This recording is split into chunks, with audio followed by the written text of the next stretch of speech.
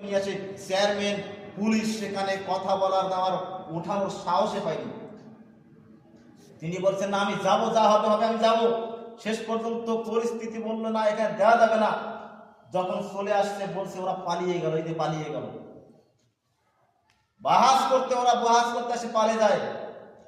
মুজাফফর নাকি পালিয়ে যায়, বিভিন্ন অমুক অমুক পালিয়ে যায়। সাহস থাকলে আসো।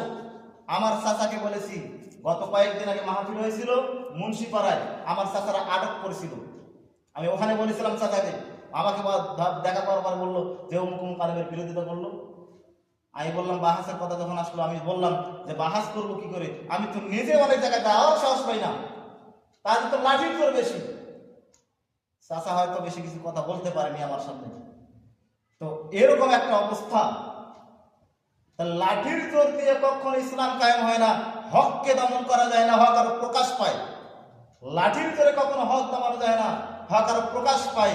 এ কারণে হানাফি অনেক আলেম আহলে হাদিস হয়ে যাচ্ছেন। আলহামদুলিল্লাহ, হানাফি জায়গা থেকে প্রায় জায়গায় এখন 2-1টা করে আহলে হাদিস ব্যক্তি বের হয়ে আসতেছে। তাদের বিরুদ্ধাচরণের কারণে কে জানি বলেছিল, আতরকে যত নাড়াবেন সুগন্ধি তত ছড়িয়ে পড়বে। আতরকে বলা বলি একটু নাড়ানাড়ি করার দরকার নেই, যত নাড়বেন তত সুগন্ধি ছড়াবে। সেই সুগন্ধি আলহামদুলিল্লাহ ছড়িয়ে যাচ্ছে, আমাদেরকে দিচ্ছে না, তাদের দ্বারাই সুগন্ধি ছড়িয়ে বেড়াচ্ছে। কিছুদিন আগে একটা জানাজার সালাতে এরকম করে দোয়াকে কেন্দ্র করে একটা গন্ডগোল হয়েছিল।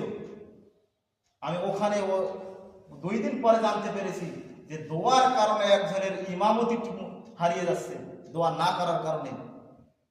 আমি তাকে চ্যালেঞ্জ ঘোষণা করেছি, ভাইকে বলেছিলাম আপনি প্রচার করে দেন সব জায়গায়, আমি চ্যালেঞ্জের মোকাবেলা করব।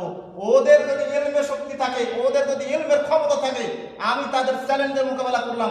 আপনি প্রকাশ্যে লিখে দেন, আপনার মসজিদে বলেন যে মসজিদের ইমাম এই ঘটনা ঘটিয়েছে তাকে বলিয়ে দেন, আমি চ্যালেঞ্জের মোকাবেলা করব। কত কিতাব লাগে আমি কিতাব দেখ দিব, আপনি শুধু প্রস্তুত করেন।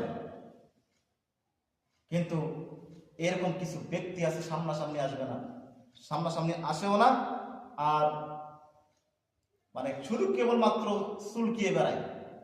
এই চুলকা চুলকিকে বন্ধ করে দিতে হবে। আজকে জুমার সালাত শেষে এক বাড়িতে নিয়ে গেল, লোক মারা গেছে 1 সপ্তাহ হলো, আমাকে বলছে যে একটু দোয়া করিয়ে দেন। বলছে আমরা তো দোয়া করি না। আমি বলেছিলাম আমরা তো হাত তুলে সবাই কিনে দোয়া করি না। ছেলে কিন্তু ঠিক আছে, ছেলে বোঝে, প্রায় সবগুলো ছেলে বোঝে, জামাই বোঝে যে না আসলে এটা করা যাবে না, ওরা সবাই বোঝে। কিন্তু আরেকজন আত্মীয় হয়ে বলতেছে, তখন পাশে বলতেছেন হ্যাঁ রাজ্জাক মাওলানা